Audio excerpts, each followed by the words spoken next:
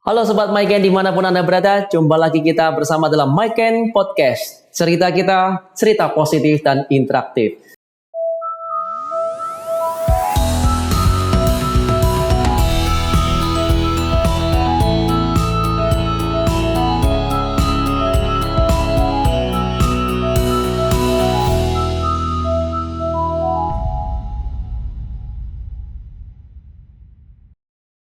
Sobat Maiken, sangat beruntung sekali dan berharga sekali pada hari ini kita akan kedatangan seorang narasumber kita yang sangat menginspirasi kita. Seorang pengusaha, seorang YouTuber, sekaligus seorang motivator. Segera kita bertemu dengan Bapak Chandra Putra Negara. Apa kabar? Baik, Pak. Saya panggilnya Pak Wenxiang ini ya. Iya, Wenxiang aja. Wenxiang ya. Iya. Nah, Pak Chandra ini salah satu idola saya. Siapa yang tidak kenal seorang motivator dan pengusaha dengan slogan Success Before 30? Nah, Pak Chandra, dalam dunia YouTubers ini, Pak Chandra mengawalinya tahun berapa sih, Pak? Oke, pertanyaannya langsung ke YouTube ya. Atau mungkin awal dulu deh, Pak. Nah, asal-usul Pak Chandra dulu deh, supaya Sobat Maiken ngerti nih. Saya kelahiran Surabaya. Surabaya asli, Pak ya? 48 tahun yang lalu. Masih awet muda. Rahasianya ini ya. ABG, aku hampir gocap ya. Aku hampir gocap. Aku baru gocap. Iya, benar. Jadi gini, saya kelahiran Surabaya, kemudian SD, SMP, SMA juga di Surabaya. S1 pun juga di Universitas Surabaya. Universitas Surabaya. Iya. Bonek. Cuman biasanya kalau mahasiswa kan tamatnya 4 tahun sampai 4 tahun setengah. Benar. Saya tamatnya 8 tahun. 8 tahun? Iya, jadi kenapa? Karena tetap sama 4 tahun setengahnya kuliah tamat, tapi sidang TA-nya mundur. TA-nya mundur. Kenapa TA mundur? Nah, itulah awal saya mengawali karir Success Before 30. Oke. Jadi waktu itu ketika saya berjuang, tepat semester 9, dosen waktu itu udah siap memberikan TA, tetapi saya dikasih 3 pilihan sulit. Pertama, mama saya sakit. Oke. Ya, jadi saya harus mencari biaya pengobatan untuk mengobati mama. Yang kedua, saya harus menyelesaikan studi S1, sidang TA. Yang ketiga, saya mulai merintis karir di perusahaan saya. Jadi saya ini bingung, disuruh memilih salah satu. Karena kita terdesak biaya ekonomi, karena waktu itu kan saya cuma seorang part-timer guru les privat. Oh. Iya, jadi awalnya itu saya cuma guru les privat untuk menambah nafkah. Karena orang tua ini kan pengusaha, tapi karena tahun 97 kepukul krisis moneter. Jadi papa itu tidak bisa lagi membiayai uang kuliah saya, ceritanya. Jadi saya punya 6 saudara, saya anak kelima, 4 cici saya. Papa termasuk bisnisnya sangat bagus, terbukti bisa nyekolahkan anak ke Amerika. Waktu itu cici saya yang kedua sampai anak ke Amerika. Yang pertama arsitek lulusan Petra, Surabaya. Ketiga juga sarjana, yang keempat juga sarjana. Tapi sampai di 5 tidak bisa melanjutkan biaya kuliah karena bangkrut usahanya. Karena tidak mampu lagi membayar bunga bank. Ceritanya seperti itu. Karena bunga bank kan tiba-tiba naik. Bayangkan tahun 97 US dollar itu yang saya masih ingat 1 US dollar itu 1.800, tiba-tiba lompat 15 ribuan. Sampai 15 ribu kayak sekarang ini. Iya. Tapi itu kan dalam hitungan bulan ya. Untuk bulan. Nah, orang lama itu pasti tahu lah. Iya. Tapi jadi ibaratkan kalau misalkan makanan impor, kita biasanya makan katakanlah nasi goreng 1 piring 15 ribu, mendadak jadi 150 ribu. Gimana? Iya. Bisa nggak orang bayar? Nggak mungkin bisa. Nah, itulah kondisi kita sekarang waktu itu di tahun 97 sama 98. Jadi berat, saya harus memilih salah satu. Akhirnya saya memilih membesarkan usaha saya dulu. Jadi sidang TA saya postpone. Oke. Nah, saya postpone, kemudian merintis karir di situ sebagai reseller. Reseller waktu itu saya menjadi reseller. Langsung direct sales gitu. Langsung direct sales. Ya, jadi tahun 99 ya. Waktu itu 97 lah. 97 udah mulai di perusahaan, jadi sambil jadi guru les jadi menjadi reseller. 97, 98, 99 merintis karir, mendirikan perusahaan yang pertama saya sebagai co-founder di KK Indonesia awalnya seperti itu. Umur berapa itu? Waktu itu umur 23. Oh, 23. Saya kelahiran 76, waktu itu 99, 23. 23 udah bisa mempunyai perusahaan sendiri, PT KK Indonesia. itu. Waktu itu di situ juga sebagai reseller dulu. Reseller dulu. Berkarir dulu, reseller dulu. Kemudian menapak karir menjadi manajer, director, sampai akhirnya menjadi salah satu pemilik perusahaan. Ya. Tahun 97 itu kita menyebutnya sebagai krisis moneter. Ya. Di mana pengusaha aja berpikir udah kalut-kalut nih. Betul, hampir mirip kayak zaman Covid lah. Betul. Iya. Tapi pada saat itu seorang anak usia 23 tahun justru menantang arus. Memulai dan saya 98 papa mama ditipu partner usahanya. Oke. Ya, itu yang membuat mama stres, akhirnya mama meninggal. Oh. Jadi mama sakit akhirnya meninggal. Sakit cuma 4 bulan. 4 bulan. Jadi ditipu partner usahanya, mama usaha PJTKI, perusahaan jasa tenaga kerja. Jadi mama waktu itu cuman sebagai direktur, tapi karena mama itu ibu rumah tangga biasa, dia pikir usaha PJTKI itu mudah ya, cuman training orang, dikirim orang ke luar negeri, dikira semudah itu. Terus dipikir, wah nanti dari luar negeri dapat komisi sekian, dikira semudah itu, ternyata nggak semudah itu. Iya. Pada prinsipnya bisnis dagangnya sih sama, tapi yang tidak dipikirkan oleh mama saya adalah justru partnernya, dimakan oleh partnernya sendiri. Jadi mama ditipu partnernya karena istri keduanya suka kasbon di kantor. Oke. Dan dengan menada ancaman, kalau tidak memberikan kasbon, nanti dikit-dikit mama saya tidak diberikan izin. Yang namanya cuma ibu rumah tangga, orang Tionghoa, nggak punya kekuatan apa-apa, ya sudah. Akhirnya uang perusahaan dimakan.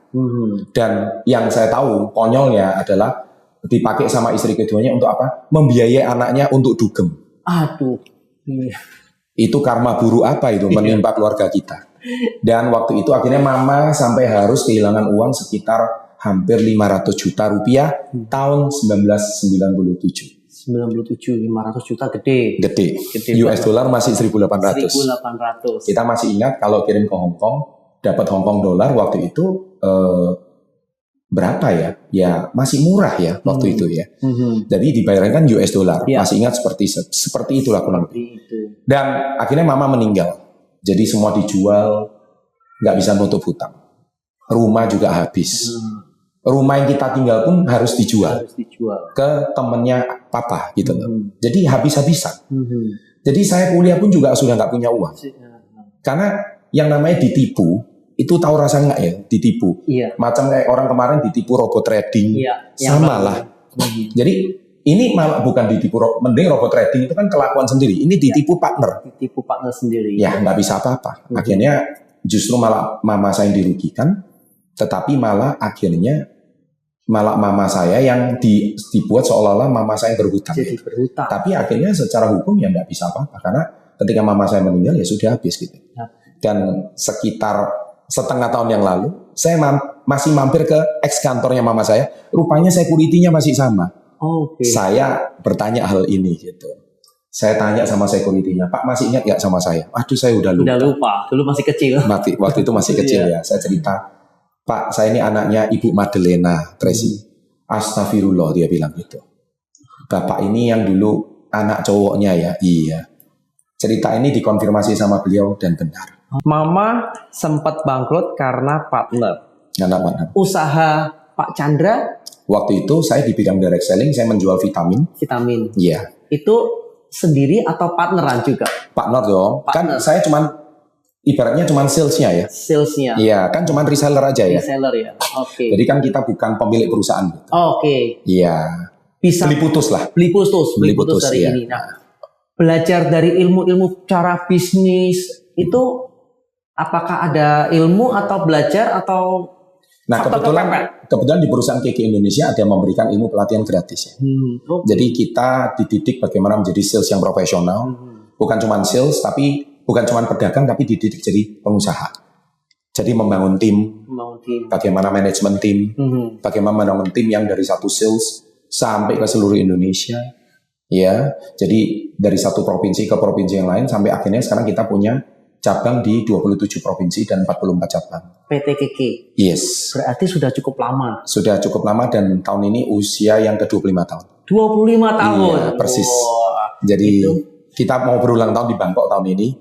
Dan kita memberangkatkan sekitar 700 reseller kita. Sudah ada 700 yang Bukan, berhasil. Yang berhasil mencapai tiket. Kan ada insentif tour. Insentif turnya. Ada insentif turnya. Oke. Pasti ada pasang surut nggak Pak? Ada dong. Pasang surut Ada dong. ya. Ada. Nah, bagaimana menyiasati khususnya dalam masa-masa sekarang ini mungkin kan yang namanya global, ekonomi global. Siapa yang pasti akan ngomong suram? Apakah itu juga dialami oleh buku saya yang perdana itu kan judulnya Badai Pasti Berlalu. Badai pasti berlalu. Iya. Jadi kalau mengalami masa suram, pesan saya cuma satu, pasti berlalu. Oke. Karena masa suram itu sementara. Karena hanya seulas badai. Yes. Nggak ada badai selamanya. Nggak ada. Kalau Anda mengalami badai selamanya, itu berarti Anda sudah memang nggak cocok lagi hidup di dunia. Sudah saatnya kembali ke rumah Bapak di sorga. Menurut saya demikian. Iya. Jadi harus punya semangat. Harus. Pak Chandra ngomong badai pasti berlalu. Betul. Pasti ada cerita di balik buku itu. Pasti. Apa mungkin bisa diceritain, Pak? Bayangkan saya kembali ke cerita tadi. Jadi ini kayak arus flashback Harus ya. flashback. Iya. Saya kan menghadapi 3 pilihan sulit. Iya. Mama saya meninggal, saya kepukul, saya stres. Di samping peti mama saya bilang, "Mah, saya kayaknya nyusul mama aja. Saya udah nggak bisa hidup di dunia." Kenapa saya katakan demikian? Ya karena satu, saya belum punya penghasilan. Kuliah juga belum selesai. Papa bisnisnya bangkrut karena harus bayar hutang. Rumah nggak ada. Terus mama meninggalkan kami di saat kami terpuruk. Terus bagaimana seperti ini? Saya punya 4 cici. Saya anak kelima. Anak saya anak kelima cowok. Sebagai anak cowok, saya nggak sepantasnya bicara seperti itu. Mama saya kan dikremasi ya. Iya. Itu kan masa-masa berkabung. Kan orang Chinese itu kan pasti ada 49, 3. ya 7 hari, 49 hari. Jadi mama saya disemayamkan waktu itu lama-lama ya. Kalau sekarang kan mungkin 3 hari, 4 hari udah selesai ya. Waktu itu mama saya 9 hari loh. Jadi mama saya meninggal tanggal 22, betul-betul dikremasi tanggal 31. Nah, saya setiap hari itu di Aji Jasa Surabaya, itu ngomong seperti itu. Jadi seperti kata-kata, "Ma, saya ngikut mama aja di dalam. Kenapa mama harus pergi begitu cepat? Kasih saya petunjuk dong, ini apa maksud ini semua?" Ya bayangkan, saya setiap malam berdoa, 10.000 sujudan. Zaman dulu itu kan Iwan Kousum, 10.000 sujudan. Iya. Itu sudah saya jalani setiap hari. Saya masih ingat setiap malam itu 10.000 sujudan. Air keringat peluh itu hampir pasti saya ingat itu 50 menit. 50 menit pasti setiap malam. Sampai tertidur juga pernah. Ya, jadi buka vihara, tutup vihara itu saya buka sendiri dan pasti jam 11 malam. Saya buka vihara sendiri, tutup vihara sendiri. Itu pasti. Karena nggak mau ganggu orang. Sujudnya pun juga nggak mau di jok tapi di lantai. Langsung tepat di sampingnya altar. Tapi kenapa laumu atau Tuhan menjawab saya seperti ini? Saya seperti nggak terima. Ada apa ini? Jadi tolong kasih saya petunjuk. Hari demi hari nggak ada petunjuk. Nggak ada petunjuk. Tepat di tanggal 31, saya pulang proses kremasi, saya dapat mimpi. Nah, mimpi mama saya datang ke rumah. Loh, waktu mimpi itu datang ke rumah, ya seperti biasa. Loh, saya kaget. Loh, Mah, ini mama nggak jadi meninggal loh. Seperti itu gitu. Dan dia bajunya waktu itu bagus, wajahnya seperti nggak sakit. Karena waktu itu kan mama saya sakit. Kena meningitis, ensefalitis, badannya tuh kurus sisa 31 kilo. Bayangkan begitu sehat, orangnya aktif, tapi badannya sampai kurus tinggal tulang. Kita seperti orang sedih. Jadi sedihnya apa? Penghasilan nggak ada, besok bayar rumah sakit ini bayarnya pakai apa? Dulu nggak ada BPJS. Bayangkan itu badai bertubi-tubi. Makanya saya bilang, ketika orang nggak bisa lepas dari badai, nggak saat lagi hidup di dunia. Itu saya pernah ngalami fase itu. Jadi saya ini pernah hidup di fase antara gerbang, antara hidup dan mati. Saya pernah di tengah-tengah. Jadi saya tahu rasanya, setengah mati itu gimana saya tahu. Setengah mati dan setengah hidup saya tahu. Rasanya seperti apa saya tahu betul. Itu betul-betul seperti itu, Wenjiang. Jadi saya bilang, saya nggak bisa hidup seperti ini. Ma, saya harus nyusul mama. Nah, tanggal 31 proses kremasi selesai. Saya tiba-tiba di atas itu, atas rumah itu kok ada bunyi, apa ya, burung ya? Burung itu kayak berputar-putar di atas. Orang Jawa ngomong burung gaok. Burung gaok ya? Iya. Saya juga nggak tahu. Itu nggak ada loh biasanya burung seperti itu. Terus kemudian saya mimpi itu. Oke. Habis mimpi terus mama mimpinya tuh nggak ngomong banyak, tapi dia cuma tersenyum. Senyum. Tapi seperti kayak bahasa batin ya, bahasa batinnya, saya tahu mama bilang I'm fine. Ya, kayak sekarang gue encana, I'm fine. Saya baik-baik aja. Saya baik-baik aja. Oh, saya kaget gitu.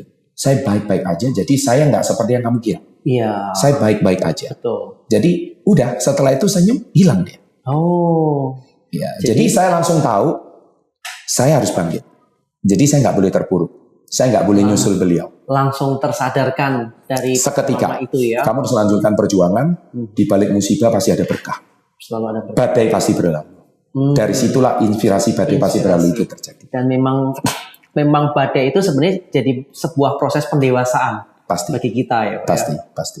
Wah, mantap sekali. Dan akhirnya saya memutuskan bangkit 3,5 tahun hutang 500 juta lunas semuanya. 3,5 tahun sejak mama Meninggal lunas semuanya. lunas semua. Tahun keempat rumah yang dijual saya beli kembali. Jadi tahun kelima hutang lunas, rumah yang dijual saya beli kembali. Saya persembahkan untuk Papa. Wih, keren. Tahun ke-10 persis waktu saya usia 30 tahun, $1 juta. Success before 30. Success before 30. Dari situlah awalnya terjadi. Itulah nama Success before Yes. 30. Kalau anak sekarang ngomong, wah, Success before 30 itu berat. Ya, saya nggak minta $1 juta kok, 1 M aja. 1M. Kalau 1 M masih berat, ya sudah. Kita mau ngomong apa? Tapi boleh dong memotivasi anak muda untuk punya 1 M pertamanya. Betul. Betul kan? Betul. Nggak salah kan? Tapi saya belum capai 1 M. Ya it's okay. Minimal kamu jauh lebih baik daripada orang yang tidak berjuang. Kamu lebih baik daripada kamu orang yang kaum berbahan. Kamu jauh lebih baik daripada orang-orang yang tidak ngapa-ngapain. Itu aja. Cuman saya bisa mendefinisikan sukses before 30 itu kan karena kisah perjuangan saya sendiri. Kisah perjuangan. Dan itu memang real Yes. saya jalankan. Ya. Selama 3,5 tahun bisa membayar lunas hutang. Apakah hanya dengan menjual dan menjual? Ya, menjual, membangun tim. Membangun tim. Yes. Kolaborasi. Kolaborasi, Nah, manage tim. betul. Ya, seperti itu. Membangun tim reseller dari 1, 2, 10, 20, ratusan, ribuan reseller. Reseller itu kan bukan karyawan ya. Bukan karyawan. Iya, jadi kan mitra kelepasan. Mitra kayak sekarang resellernya Lazada, reseller Tokopedia kan banyak kan? Iya, betul. Jutaan juga kan? Dan nggak saling Kayak- kenal pun juga reseller bisa. Juga reseller kan? Iya. Contoh kayak supir Gojek, itu kan kemitraan juga kan? Betul. Seperti kayak gitu. Iya. Cuman zaman dulu bahasanya mungkin apa ya, member kali ya. Bahasa sekarang mungkin reseller. Ya, inilah sebuah konsep keharmonisan dan kolaborasi yang mungkin harus Betul. kita usung bersama ya Pak ya. Yes. Kolaborasi itu sangat penting, khususnya kita sebagai generasi muda kita harus mulai mengembangkan rasa kolaborasi, menjadikan 2 tangan menjadi 4 tangan, Setuju. dan sampai akhirnya sekarang berapa reseller? Kolaborasi dan adaptif ya Adaptif. di zaman sekarang ya. Iya. Karena zaman sudah semakin cepat, apalagi ada AI. Iya. AI ini ancaman benar-benar. Tapi santai aja, karena menurut saya bisnis apapun yang penting kita punya pelanggan tetap. Punya pelanggan tetap. Usaha apapun. Pernah nggak tahu resto Iya. yang umurnya 40 tahun, Iya. udah tua, nggak mati-mati, Iya. udah generasi ketiga, Betul. tetap ada yang berkunjung, Tetap ada yang berkunjung. karena itu punya pelanggan tetap. Aha. Itu jawabannya. Mempertahankan kualitas juga. Pasti dong. Aha. Jadi rasa tetap sama, itu contoh. Hmm. Produk contohnya juga, yang dari zaman dulu sampai sekarang. Nah, kalau kita nggak adaptif nggak bisa. Kolaboratif saya setuju, karena kolaboratif itu zaman sekarang harus ya. Iya. Sekarang contoh Gojek sama Tokopedia, itu kolaboratif, yang gede-gede ya. Iya. Contoh kita juga harus tahu bahwa bisnis apapun sekarang pasti punya strength masing-masing. Iya. Kalau kita bisa kolaboratif, saya rasa itu salah satu kunci untuk kita itu berhasil. Saat ini reseller jumlahnya sekitar 1.100.000 1 reseller. juta. Yes, reseller ya. Reseller. Reseller aktifnya kurang lebih 20-30%. Karena nggak semua. Kan sama Tokopedia juga nggak semua reseller aktif. Betul. Ya, yang dapat bintang 5 kan nggak semua. Nggak semua. Yang daftar reseller banyak gitu loh. Iya. Ya kurang lebih. Betul. Keren sekali. Tadi selain buku Badai Pasti Berlalu, kemudian saya pernah membaca buku yang diterbitkan pada masa-masa COVID. Yes, Success Before 30. Success Before 30 Sama, itu. jadi ada 2 buku. Yes. Nah, Kalau Success Before 30 itu lebih ke, kalau Badai Pasti Berlalu lebih ke kisah perjuangan saya. kisah perjuangan. Serta ada 11 tokoh yang mengalami badai, tapi dia bisa survive. Bisa survive. Contoh ada kisahnya Matsushita di situ, ada kisahnya Soichiro Honda di situ, ada kisah pendirinya McDonald di situ, Ray Kroc, ada kisahnya Pak Tukul Arwana, ada kisahnya Chris John, ada kisahnya Pak Andri Wongso, motivator nomor 1 Indonesia. Saya ulas 11 tokoh itu. Yang kisahnya mirip-mirip saya. Mereka mengalami badai, mengalami kesengsaraan dalam hidupnya, tapi mereka bisa survive. Kalau saya bandingkan kisah saya sama Soichiro Honda, saya nggak ada apa-apanya. Dia setiap hari harus berhadapan dengan perang dunia 1. Jadi merakit sepeda sama ini dibom atau enggak. Iya, betul. Karena itu pertaruhannya nyawa. Betul. Nah, kalau saya ini kan pertaruhannya kesedihan. Ya, pertaruhannya adalah kehilangan. Saya bisa nggak melewati masa kesedihan dan kehilangan itu. Ya, seperti itu. Sebenarnya pertanyaan satu lagi yang cukup yang kita sesuaikan dengan kondisi sekarang, Pak. Betul. Pak Chandra pada saat umur 23 tahun mengalami sebuah keterpurukan. Betul. Harus menanggung pilihan kuliah atau bekerja. Betul. Harus membayar hutang orang tua. Betul. Usia 23 tahun. Tapi di zaman sekarang, anak usia 23 tahun, pemuda-pemuda kita usia 23 tahun, disajikan dengan sebuah kemanjaan, kenyamanan. Apakah itu bisa berlaku, Pak, untuk sekarang? Gini, anak sekarang ini kan ada istilahnya frugal living. Ya, ada frugal living. Jadi hidup berhemat ala Gen Z. Atau hustle culture anak muda sekarang. Jadi betul-betul kalau kayak saya ini hustle culture. Nggak cocok anak sekarang. Karena mereka ini kan hidup di era ini ya. Betul. Ya, jadi makanan tinggal panggil dari sini. Ya. Termasuk cari pacar pun juga dari sini ya. Iya. Jadi saya rasa hidup seperti ini menurut mereka kalau pekerjaan kayak saya ini adalah pekerjaan yang tidak efektif dan efisien bagi mereka. Ya. Saya selalu katakan generasi sekarang dikit-dikit kena isu mental health. Apakah anak sekarang itu bisa atau tidak? Jawabannya ya harus bisa. Harus bisa. Tapi ada satu yang saya harus puji di Gen Z. Jangan disalahkan terus Gen Z ya. Seolah-olah kalian itu paling manja. Seolah-olah kalian itu paling nggak berguna. Dikit-dikit mereka enggak. Saya harus akui Gen Z punya satu kelebihan yang saya nggak punya. Yaitu kalian generasi yang paling kreatif. Kreativitas. Betul. Yes. Dan terus terang kreativitas kami kalah sama kalian. Ya. Tapi tunggu dulu, saya belum selesai. Dipuji dulu, tapi tetap ada tapi. Saya belum selesai. Kalian memang menang kreatif, tapi terus terang mental kalian belum punya. Nah, jadi kalian itu harus mengalami yang namanya kekayaan mental. Betul. Jadi melewati badai kayak saya itu kalau nggak mengalami kekayaan mental nggak bisa. Nggak akan bisa. Itulah sebab kenapa Gen Z sekarang ini atau Gen Alpha mereka itu mudah bosan, mudah ganti profesi, ya karena kemudaan, semuanya serba mudah. Jadi bagi mereka yang namanya sustain itu nggak ada.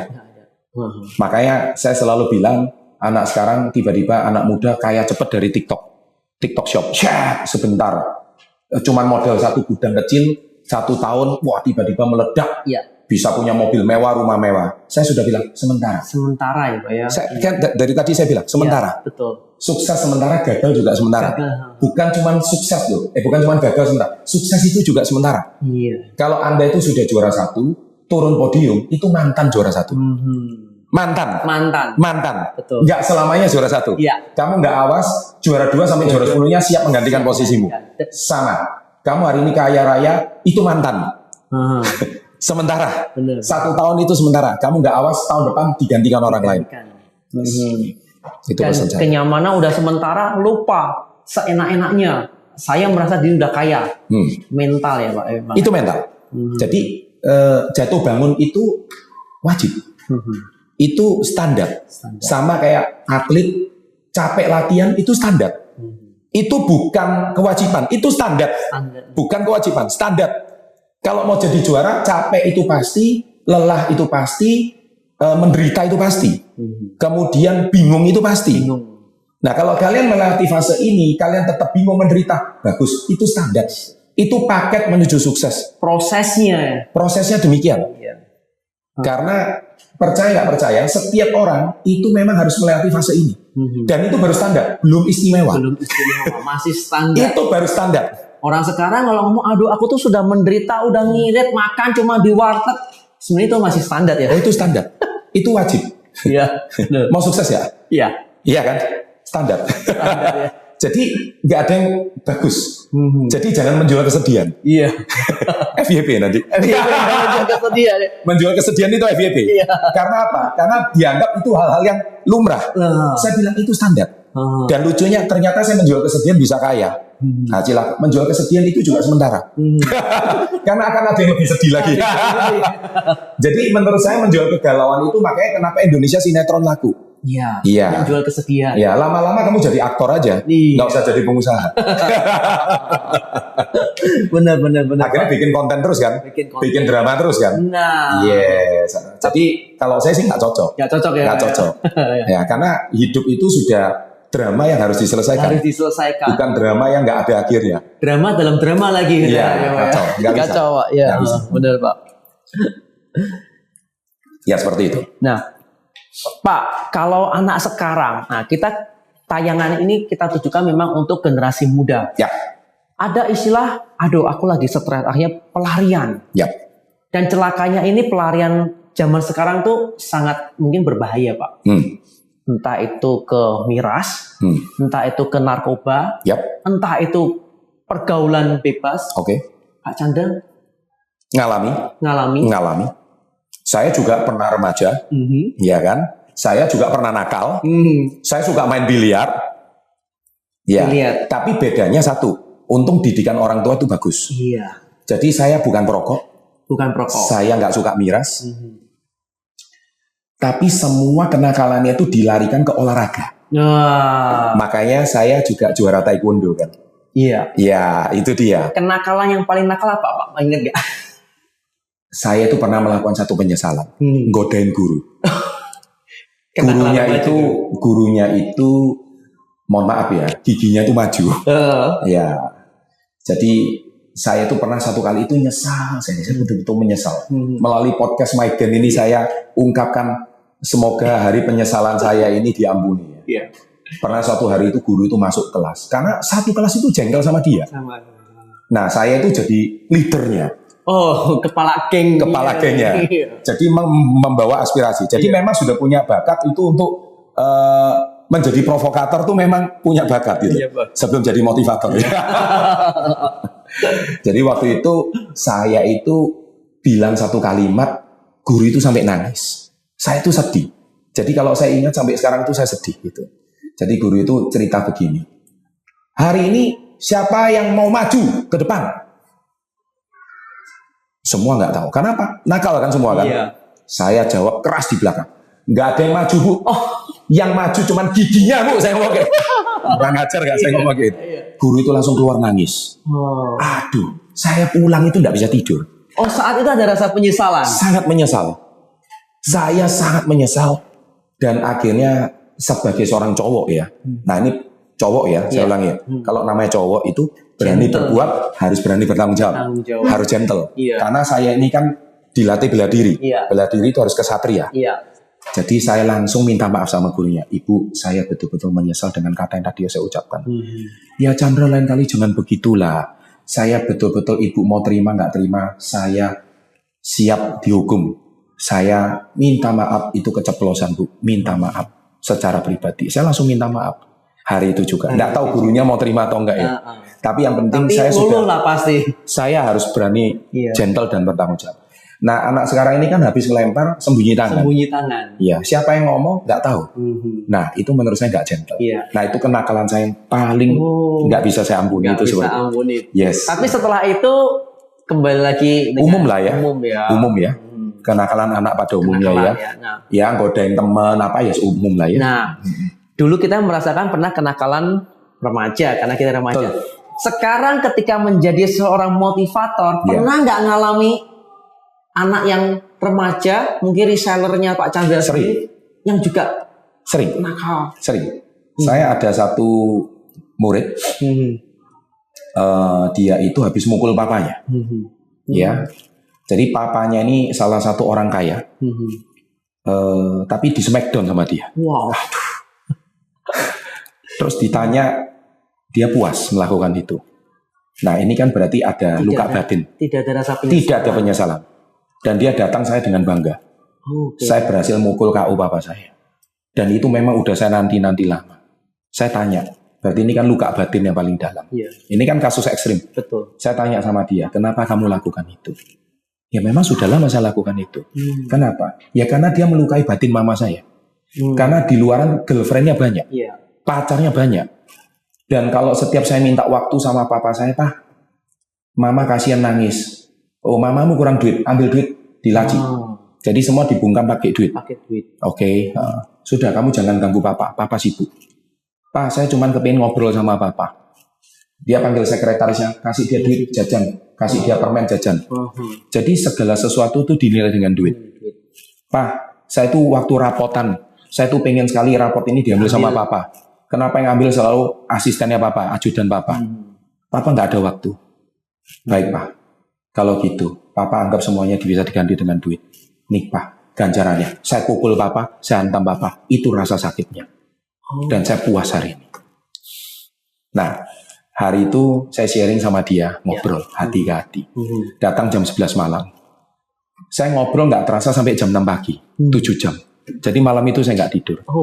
Dari dia datang puas, sampai dia pulang nangis. Sampai keluar ingusnya semua. Sampai dia hampir pingsan. Cowok. Ternyata anak ini adalah anak yang hatinya sebenarnya lembut. Hatinya lembut. Cuman dia memang kurang waktu dari orang tua.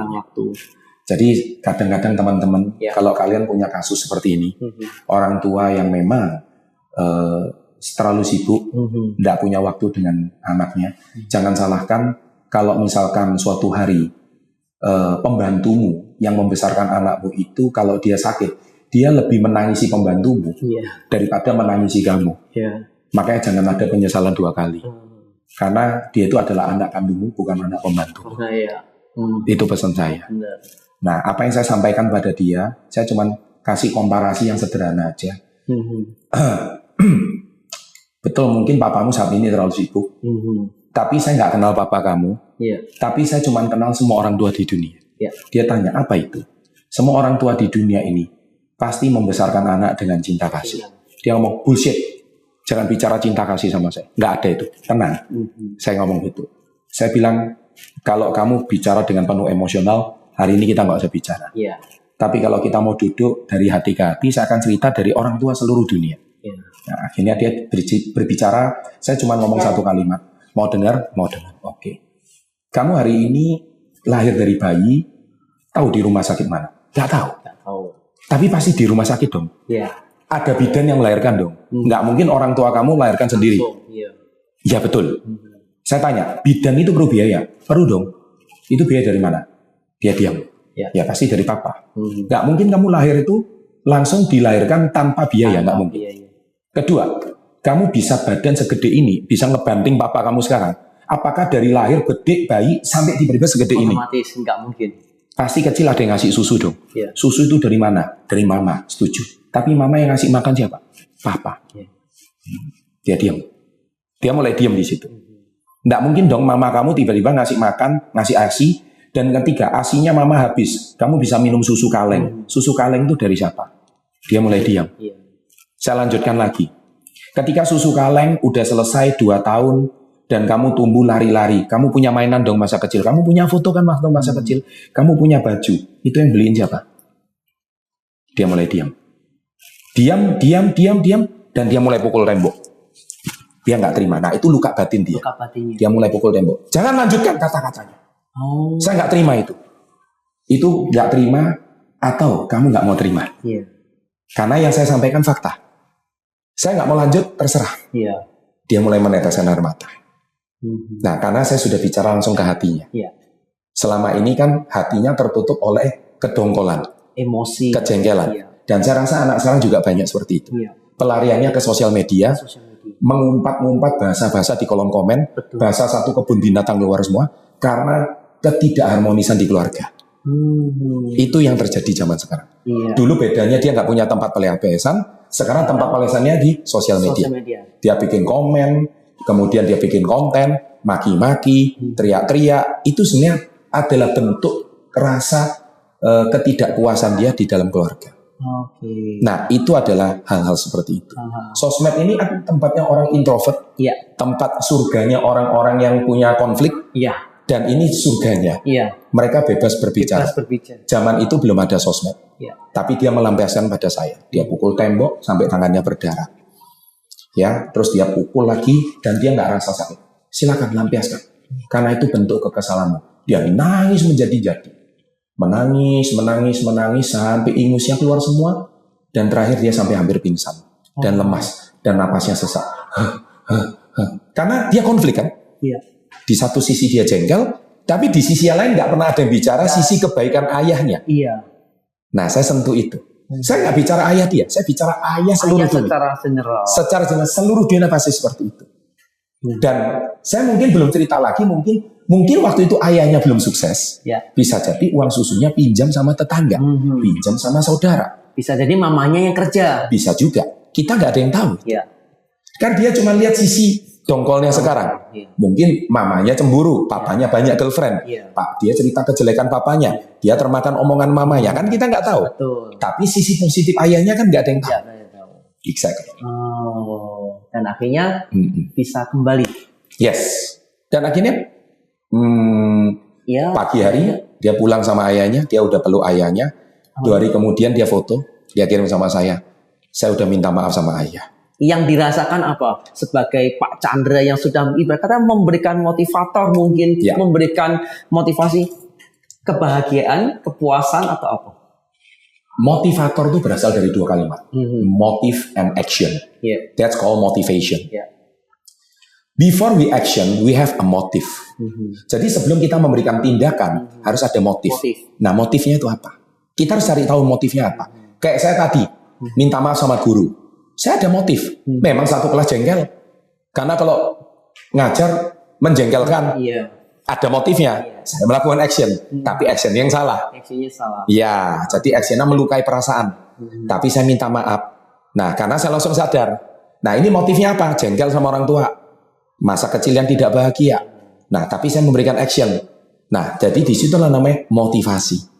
Ketika motivasi kita ketemukan satu motif dan kita berikan tindakan di situ, terjadilah sebuah perubahan.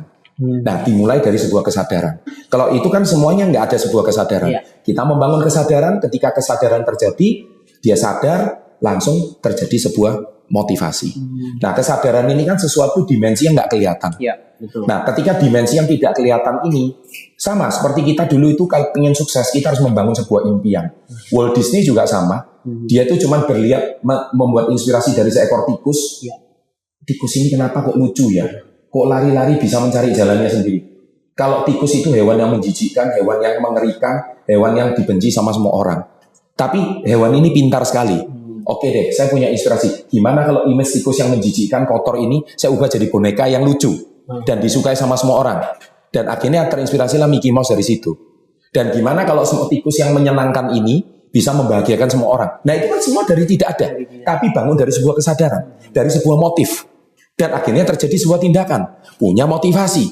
Ketika dia punya motivasi diri. Dari situlah dia menciptakan sebuah angan-angan, dia menciptakan sebuah kesadaran, sebuah dream, sebuah impian, dan akhirnya terjadilah karakter Mickey Mouse itu. Ya. Dan itu sekarang menjadi impian dari jutaan anak kecil di seluruh dunia untuk bertemu dengan tokoh Mickey Mouse di Disneyland. Iya. Itu salah satu contoh bagaimana membangkitkan motivasi dalam diri. Harus punya motif dan harus punya aksi. Aksi. Kalau hanya punya motif tanpa aksi, Nggak bakal bisa. nggak bakal bisa. Itu berarti cuman angan-angan. Angan-angan. Itu mimpi siang bolong. Nah. Banyak mimpi siang bolong. Nah, Iya. itu kan dari kita kan khususnya pemuda saat sekarang ini mungkin aku ingin ini, aku ingin itu, tapi dengan sebuah kemanjaan, kenyamanan. Kayaknya aku nggak bisa deh. Kayaknya gini ternyata nggak bisa deh. Nah, Yeah. itulah ada motif, tidak ada action, Yes, gitu Pak. betul. Iya kan? Bagaimana supaya menimbulkan action? Iya, Gampang. Otak kita ini kan ada 2. iya, Antara iya dan tidak. iya. Malas, rajin. Betul? Ada 2 aja. Nah, kita mau aktifkan yang mana aja?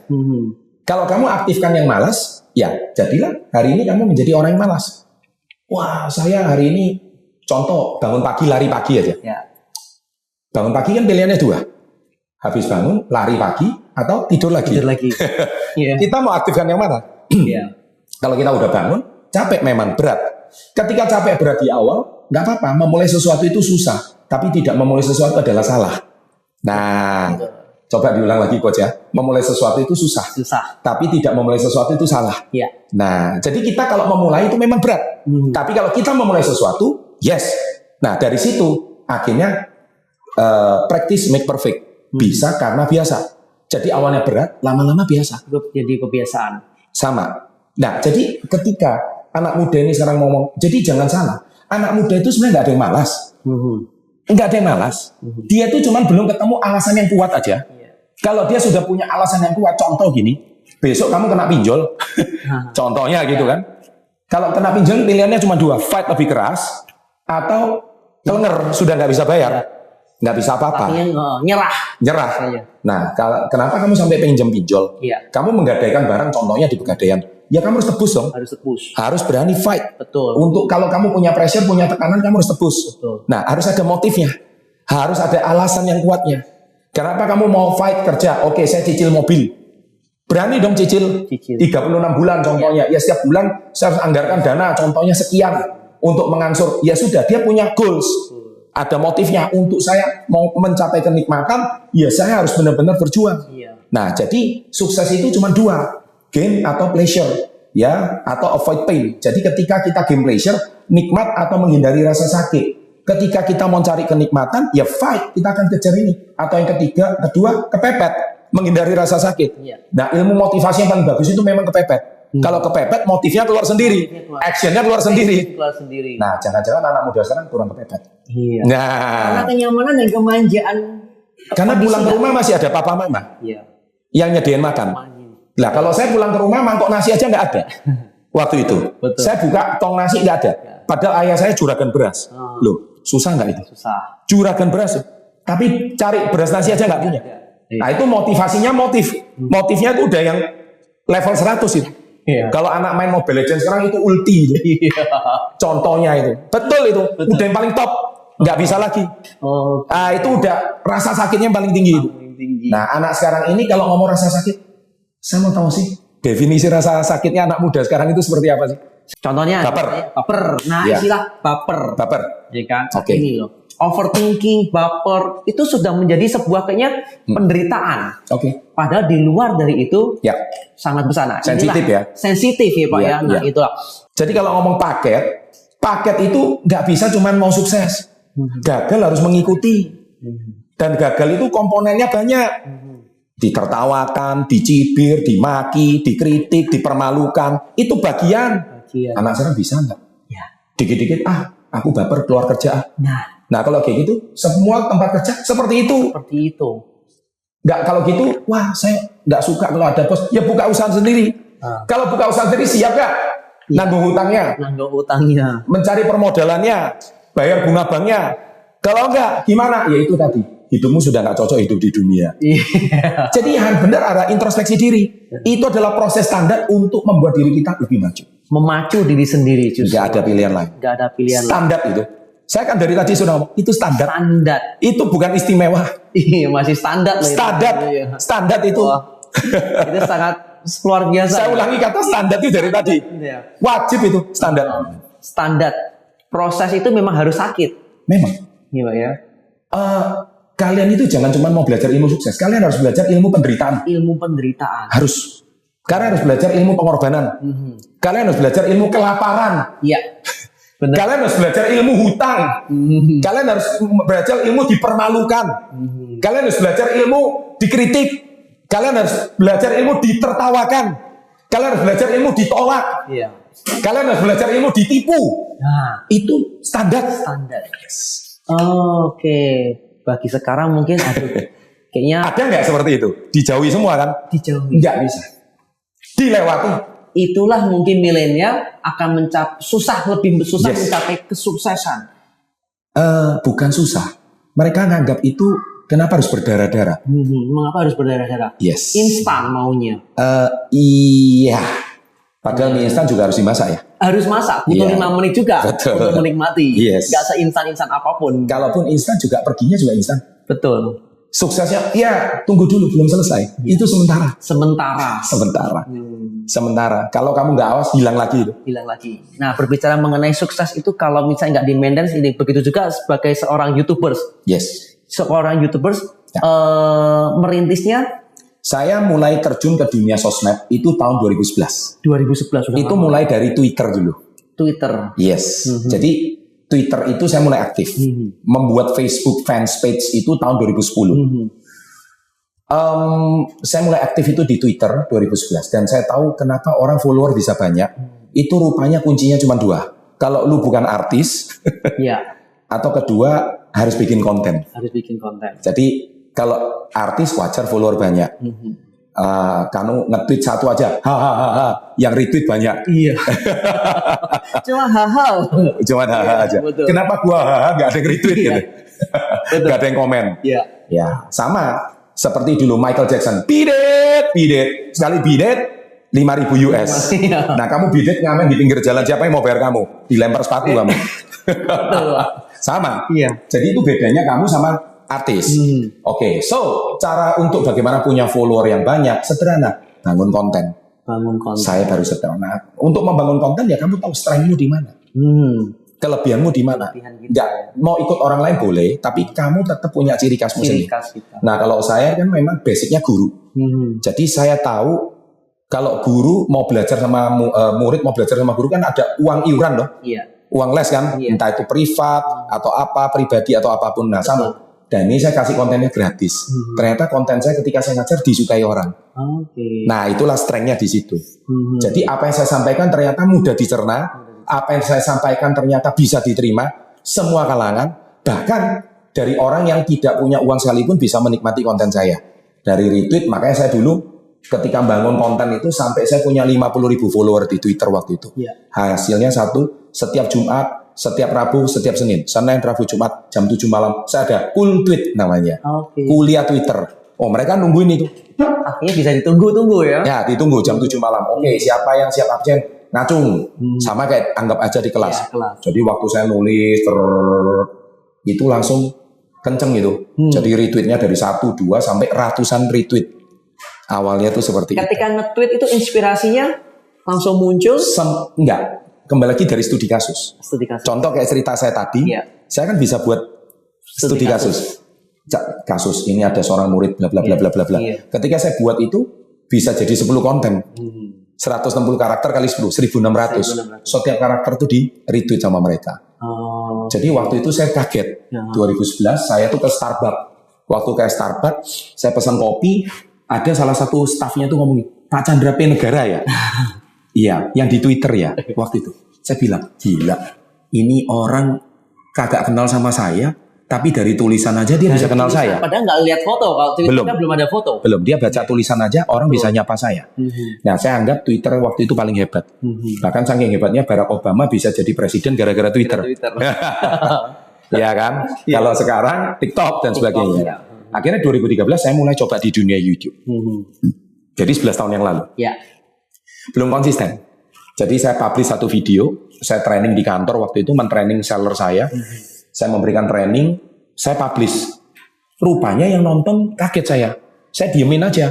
Pertama yang nonton 50. Loh, saya tanya sama staff saya, sebentar, 50 itu orang beneran nggak? Dia bilang beneran. Ah, itu dari mana? Loh, ini ada buktinya. Dia nonton berapa lama? Watch time-nya. Ini ada buktinya. Dari kota mana? Ada. Duh, betul. Usianya berapa?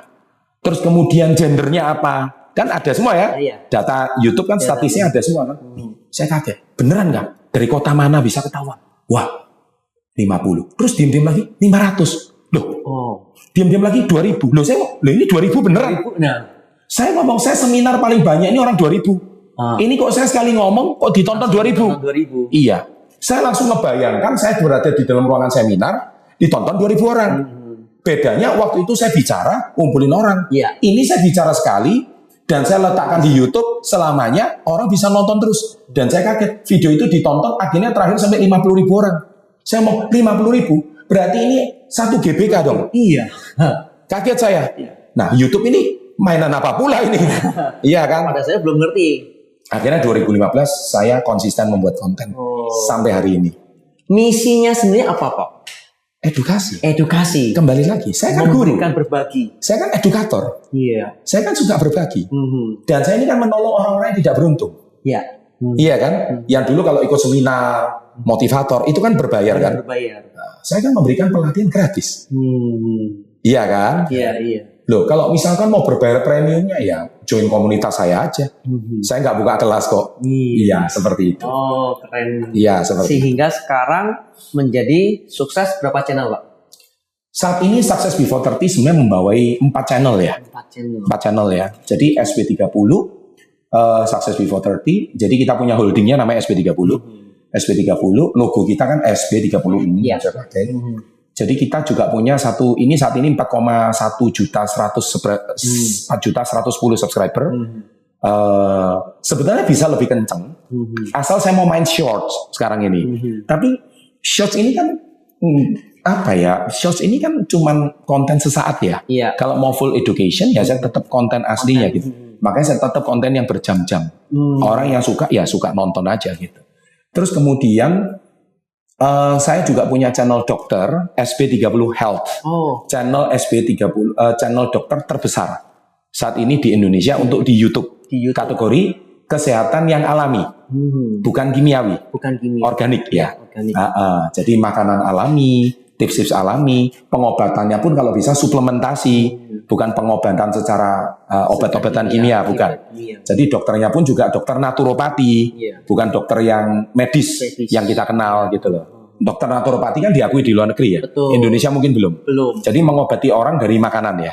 Iya, dari sumber makanan itu dia. Itu saat ini SB30 Health sudah 3 juta subscriber. 3 juta. Nah, semua platform sosial media kita, mau TikTok, mau Instagram, mau YouTube, mau LinkedIn, mau apapun yang di bawah under sosmed kami, total kami mengelola hampir 10 juta subscriber dan 10 juta totalnya. ya, di dalam grup sosial media kami, under satu PT namanya CPN Media. Oh, sudah di PT kan juga. Sudah.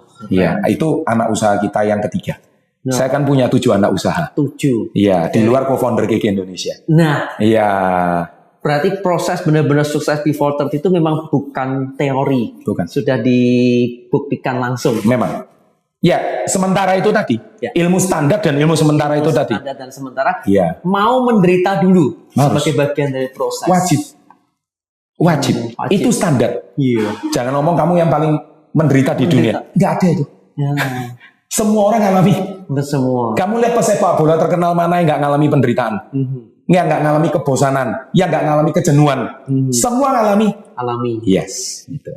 Bapak sekarang 7 usaha. Mungkin kesibukan udah sangat luar biasa. Mengatur kesibukan itu dengan sebuah Ya. kebahagiaan gitu. Gimana Pak? Jadi apakah Bapak hanya dengan 7 itu akhirnya Bapak merasa puas?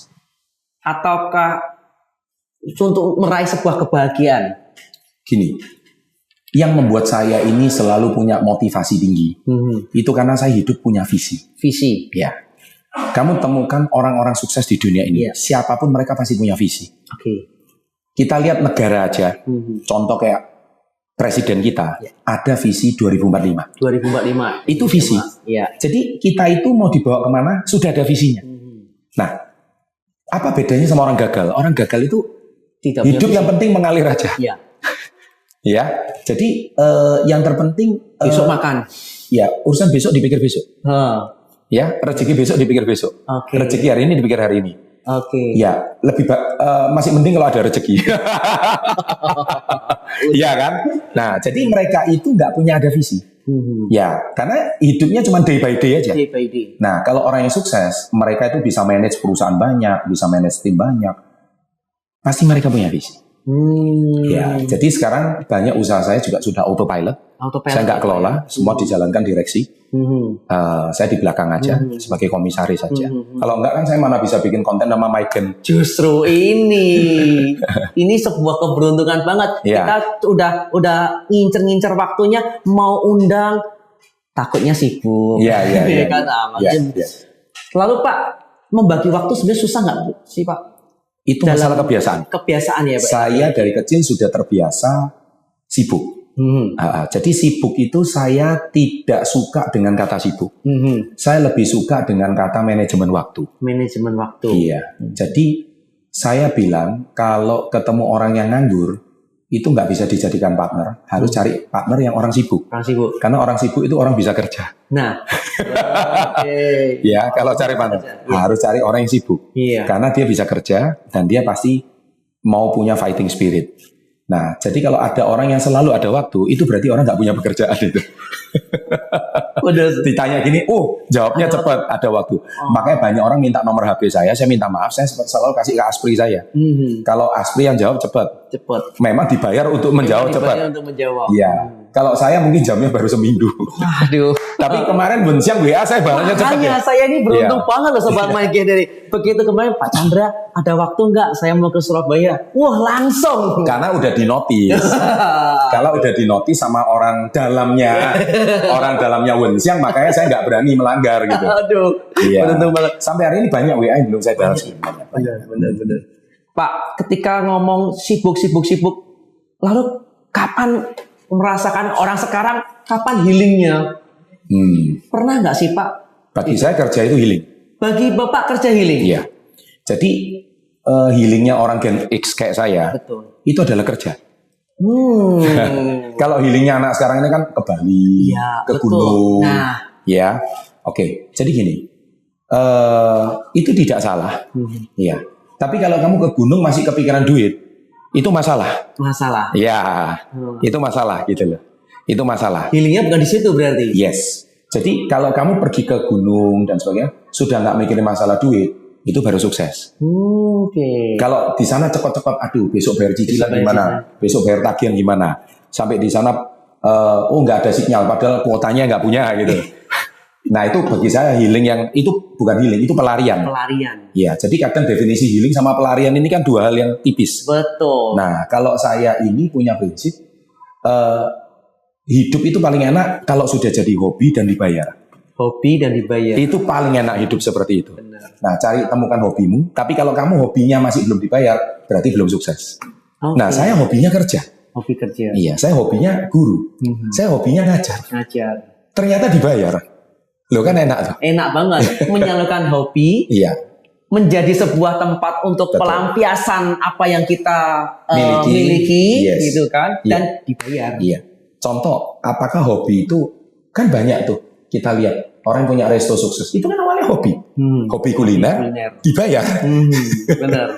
Oke, orang punya perusahaan travel. Itu kan hobi. Hobi, travel, Dibayar. Dibayar. Iya, sama. Orang punya hotel, hobi dibayar. Jadi kuncinya itu kita harus menemukan sebuah inspirasi. Hobimu itu apa dan dibayar. Nah, Kalau kamu juga suka di bidang itu, berarti kamu juga bisa menemukan orang yang suka di bidang sama. bidang sama. Nah, dan bagaimana dikonversikan menjadi uang? Itulah bisnis. Oke. Iya. Coba make it- Showroom kan juga sama kan? Iya. Punya mobil. Punya mobil. Iya kan? Dia otomotif hobi. Sekarang jualan lewat IG aja bisa. Suka mobil apa? Iya. Iya kan? Banyak teman saya. Wah. Itu kan hobi. Hobi. Dan dibayar. Jadi punya hobi disalurkan Yes. menjadi sebuah penghasilan. Yes. Oh, keren sekali. Seperti itu. Lalu dunia kerja, Bapak hobi. Ada rasa capek nggak? Gini, capek itu kenikmatan bagi saya. Aneh lagi kan? Aneh lagi. Kalau nggak capek, nggak nikmat. Jadi kalau olahraga, kalau nggak keluar keringat, bajunya sampai nggak ganti 3 kali, nggak nikmat. Oh, ekstrim nggak sih sebenarnya itu istilah itu? Kalau orang lain menilai ekstrim, bagi saya itu kenikmatan. Nah, ini bedanya di situ. Iya, benar. Saya tanya lagi, kamu mau sukses rata-rata atau sukses banget? Nah itu aja. Kamu mau luar biasa atau mau hebat luar biasa? Iya. Itu kan pilihan. Pilihan. Kamu nggak harus jadi kayak saya. Betul. Kalau saya memilihnya, if better is possible, good is never enough. Iya. Kalau bisa menjadi lebih baik, baik itu nggak cukup Nggak cukup. bagi saya. Kalau bisa di atas rata-rata, kenapa biasa-biasa aja? Itu kalau saya. Iya. Mungkin orang lain menilainya, oh enggak. Hidup yang penting biasa-biasa. Nggak salah. Itu pilihan. Itu pilihan.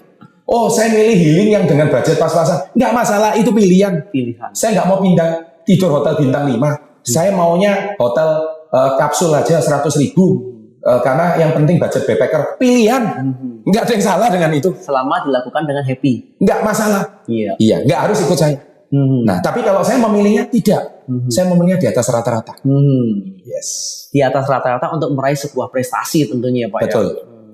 Nah, tapi ketika saya sudah sukses, ketika sudah menikmati semuanya, tapi saya memilih hidup sederhana, itu juga pilihan. Iya.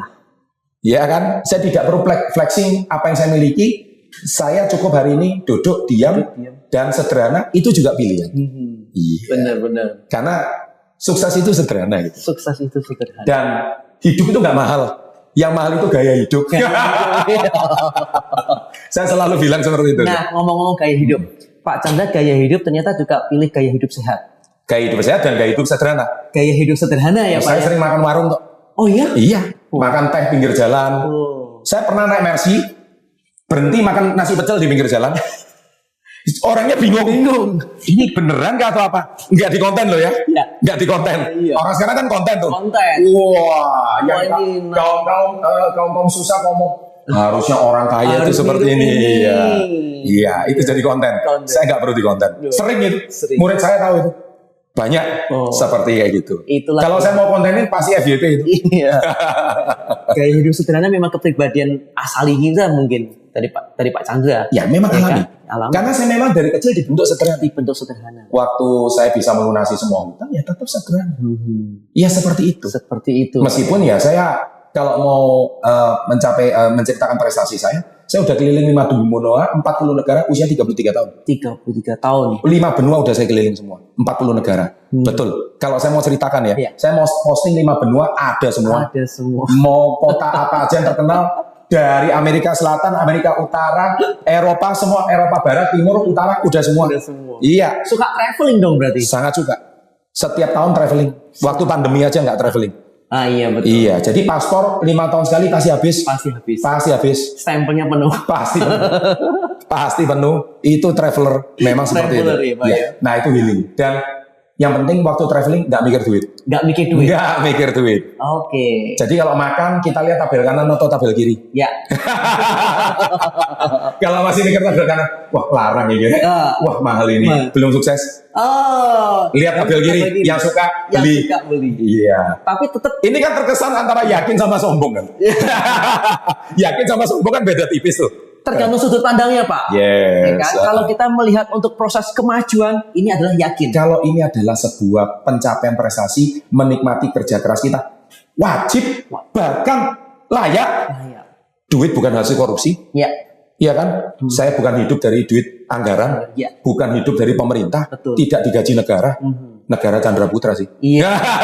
Putranya negara. Boleh dong. Ya. Saya layak kok. Nggak ngutang kok. Nggak Nggak pakai pinjol kok. Iya. Boleh dong. Boleh. Itu dia. Oke. Nah, artinya menikmati kesuksesan yang sudah saya raih karena hasil kerja keras saya. Memberikan privilege pada diri Yes. sendiri. Wajib. Wajib ya Wajib. Pak. Self reward itu wajib. Self reward ya. Yes. Agar kita itu tahu bahwa wow, sukses itu ya boleh dinikmati. Gitu. Nah, ini kalau bagi orang kaum nyinyir, kaum juniper, julik nyinyir baper, Ya. pamer, Pamer. flexing, Ya. sombong. Ya, sombong tanda tak mampu. Ah.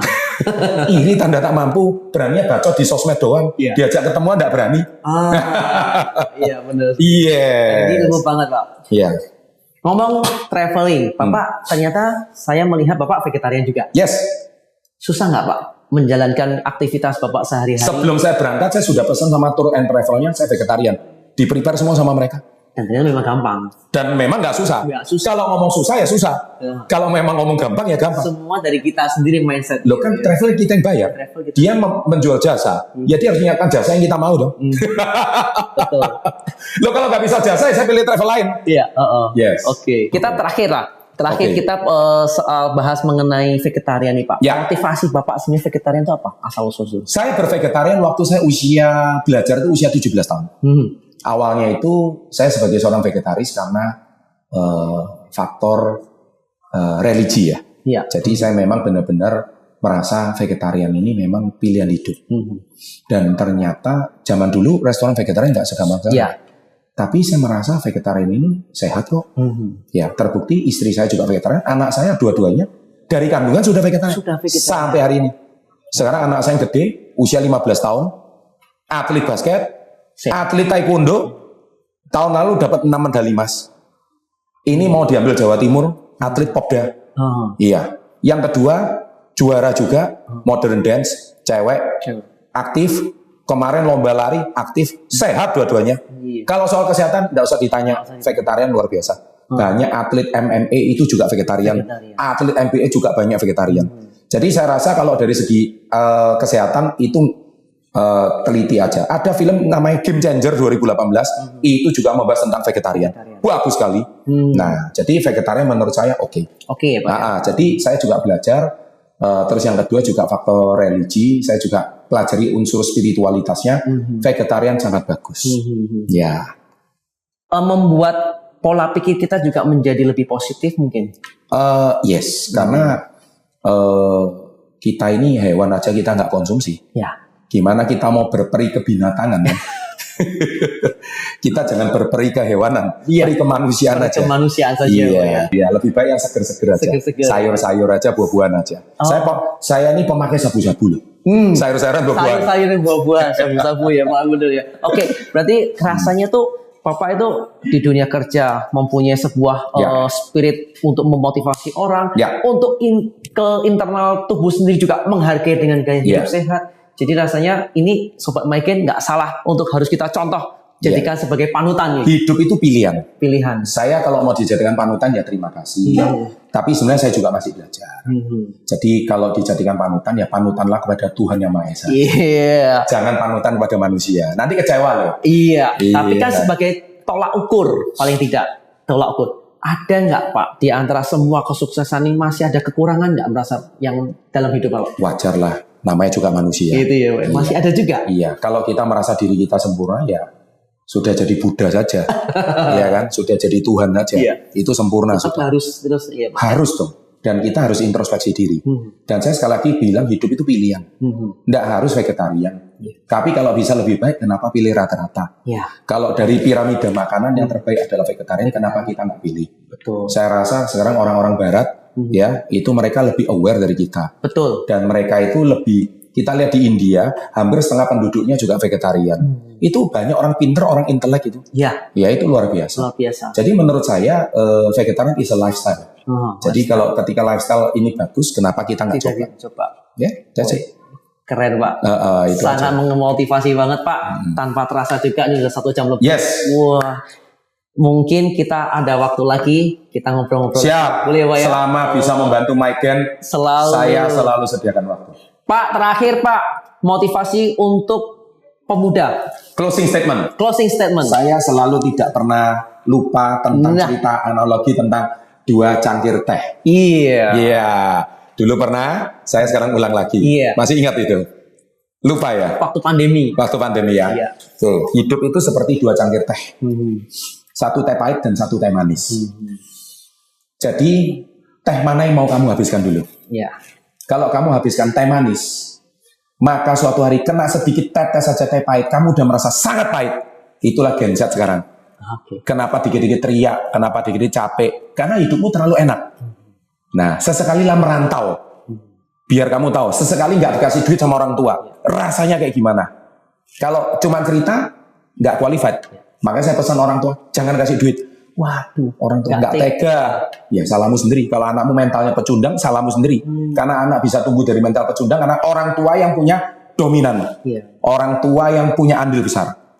Sebaliknya, kalau kamu sudah terbiasa minum teh pahit, setetes teh manis saja rasanya manis sekali. Badai pasti berlalu. Susah itu sementara, gagal itu sementara. Demikian juga sukses itu jangan anggap selamanya, juga sementara. Ketika kamu terus adaptif, sukses itu bisa abadi. Begitu juga kalau gagal. Kalau kamu pelihara terus mental kegagalan, gagalmu abadi. Iya. Jadi kalau kamu punya mindset sementara, teh pahit dan teh manis, filosofi yang selalu saya pegang dalam hidup saya. Wih, keren. Terima kasih banget Pak Chandra. Luar biasa. Motivasi banget Sobat Maiken. Terus subscribe di channel Maiken Podcast dan dapatkan konten-konten yang sangat positif dan inspiratif dalam cerita kita. Bapak Chandra Putra Negara. Dan selalu harus hidup salam hebat luar biasa. Salam hebat. Sukses before 30. Salam hebat luar biasa. Salam hebat luar biasa. Mantap. Thank you Pak. Gimana? Penuh energi? Wah. Aku ngerasain auranya gila semua.